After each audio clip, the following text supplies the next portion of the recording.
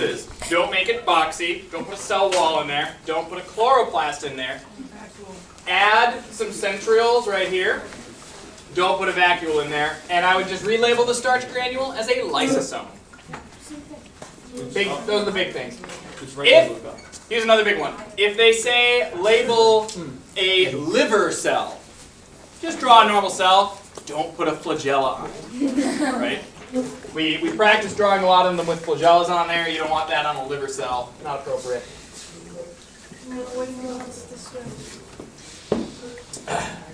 Then it's going to be sadly disappointed by its location and function. All right, shall we do a mitosis diagram quick? Yes. Sure. All right, let's do mitosis next. This one, oh please don't do that. Just, I'm going to have paper towels all over the room. All right. In mitosis, generally there are 4 phases. That's the PMAT. IPMAT is the whole cell cycle. But we're not going to do interphase if they're asking you for mitosis. Interphase is the most of the life. Mitosis is just division. So we're going to go ahead and make a prophase diagram. Prophase easily has the most stuff going on in it during it. We're going to leave out a lot of the organelles, and we're going to focus on a couple important players in mitosis. And so if you're doing prophase, and it's in an animal cell, which it is in this case, we're going to put 2 pairs of centrioles and connect them with this sort of expanding spindle. The nuclear membrane is going away. It's disappearing, it's dissolving, so we're going to use a dotted line to indicate that. And they might ask you to do, the one I always did as an example in class was an animal cell with 4 chromosomes. And if they say something like that, that matters. So I'm going to do 4 chromosomes. Chromosomes can be abbreviated, shown as just little X's. Will they accept that on the test, or will they want something more specific? Huh? Will they want something more detailed than just X's, or? I would make them thick. I wouldn't just do a line and a line. Right. But I give them a little thickness. Oh, but if we're doing the crisscross thing, how do we do that without color? Crisscross thing. Oh, are you talking about crossover? Yeah, crossover where they switch the parts of their DNA. You're not even going to draw a crossover. Okay. You won't need to draw a crossover. I didn't know. Okay. So, things to label here, and then we'll just kind of, we're not going to worry about labeling them more than once, but you should definitely label them more than once if this is the diagram you draw. These are centrioles. These are spindle microtubules. This is the nuclear membrane. And that is a chromosome. If you were to annotate this, here's what I would say. Centrioles have been replicated and are moving to opposite ends of the cell. The spindle is forming. The nuclear membrane is disappearing.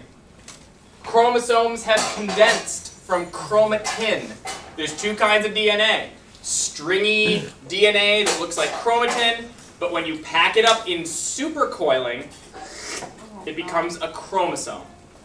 And they have done that now. They do that at the end of interphase, but really it's prophase. Wait, there's a question. How do you spell chromatin? Is it just I'll actually label it in just a moment. Mr. Hahan? Yes. When talking about the nuclear membrane disappearing, is the word disappearing an appropriate description for it? Disappearing, dissolving is maybe another word you could use. Okay. Okay. This is going to be metaphase. Chromosomes have migrated to the equator of the cell, the middle of the cell. Centrioles are now fully at the poles. And the spindle microtubules have attached to that middle section of the chromosome called the centromere. The centromere. So we got centrioles, we got centromeres. Now, I'm increasing the number of spindle tubes that I'm showing right now, but it wouldn't be a bad idea to have some that go all the way between, because some of these are going to lengthen and some of these are going to shorten, and that's how the cell actually pushes itself out. So this is metaphase. I'll add just a couple labels for things we didn't put in before. Centromere. And that's it. That's all we did. That's the new one. All right, and this one was metaphase. Sorry, metaphase. Okay, here's anaphase. With anaphase, you want to draw an elongated cell, not one that is pinched in the middle, but one that's just a little longer. And here's the big mistake that I notice. Folks take this X and then they split it, but they still have two X's. These are, hey, another label, sister chromatids. And the sister chromatids separate. So what you're going to want to do is, put your little centrioles in there.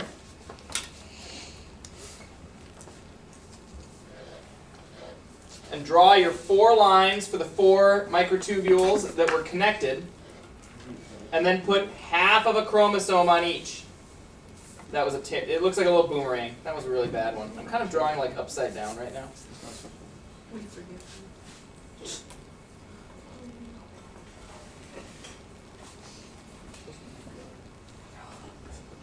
Okay. So in anaphase, the sister chromatids have separated. The spindle microtubules are shortening. But there are other microtubules that are elongating. And that is, as I said before, pushing the cell outwards, elongating the cell. Cytoskeleton, transport, movement of the cell, changing the shape of the cell. The last one is telophase. So this one you want to draw 2 cells that are kind of going through the final phases of cytokinesis. And the nice thing about telophase is you just undo everything you did in prophase. So you could say that the DNA is decondensing, turning stringy again, but I wouldn't draw it that way. I would just go ahead and put your 4 little chromatids over here. 4 little chromatids over here. But if you were to provide some notes, you'd want to say like DNA is decondensing. The nuclear membrane is reforming. The spindle is dissolving or disappearing, but the centrioles are still there. They will replicate later during interphase. Lastly, you're forming this object here called a, oops, that's not how you spell any of that, my gosh. A cleavage furrow, which is basically where some components of the cytoskeleton are walking across each other, pushing the cell membrane in, pinching the cell membrane in. The moment where they would actually meet and the cytoplasm is totally separated, that is when mitosis is over. So again, basically everything that we said here is the opposite of over here. Spindle forming, spindle dissolving. Nucleus dissolving, nucleus forming. Chromosomes condensing, chromosomes decondensing. And then you add a little thing in for the cleavage furrow. Yes, Amelia and Maggie. So on telophase, would you want to draw them like the little boomerang things again, or is it okay to leave them just a straight single? They're only boomerangs because chromosomes have 2 arms, Right. and when they're being pulled, they kind of go like this. But if they're stopped, then they can just be straight. It doesn't really matter. Yeah. Is it wrong? Like, do you have to have the spindle microtubules like touching the centromere or the centrioles? You should have them touching the centrioles, and I apologize. I'm trying not to cross my lines. Yeah. But you probably should have them touching because that is where they are coming from. Okay. Other quick review, just in case you're wondering. The tips of chromosomes are called telomeres. Yep. All right. Wait, what about meiosis? Is it just the same thing again, but you start off with? Yeah, you know what? Let's take a moment to compare this with meiosis. I don't think I'm going to draw another diagram, but if you know the differences, you could probably Yeah, it's basically just the same come up with them. What? Yes. So, in prophase to metaphase, is it okay that the amount of spindles increases? That's okay because the spindle is forming. Okay. Yep. So with meiosis, you are going to have 2 rounds of division.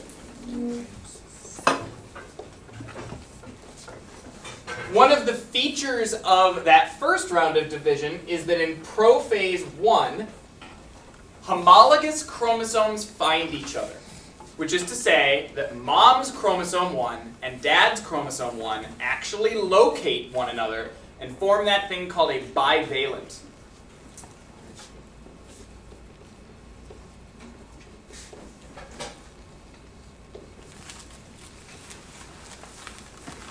Homologous chromosome.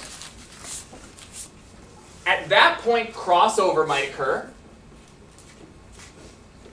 but I don't think you would draw a crossover in a meiosis diagram. What would be important, though, is if you're doing prophase, you're going to want to show some chromosomes finding each other, doing that little thing where crossover would occur. You go through your rounds of division. In anaphase 1, the homologous chromosomes are going to be what separate, which is different than here. This was not homologous chromosomes separating. These were the sister chromatids separating. So that's one of the big distinctions. If you're drawing, and they might say something like, is this picture anaphase 1, anaphase 2? Well, what just separated? If the things that are separated are still X's, then you're early on in mitosis, or meiosis.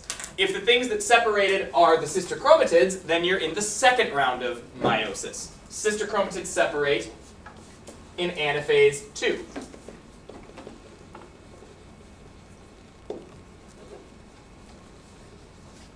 At the end of the day, in meiosis you get 4 cells instead of 2, and they are haploid.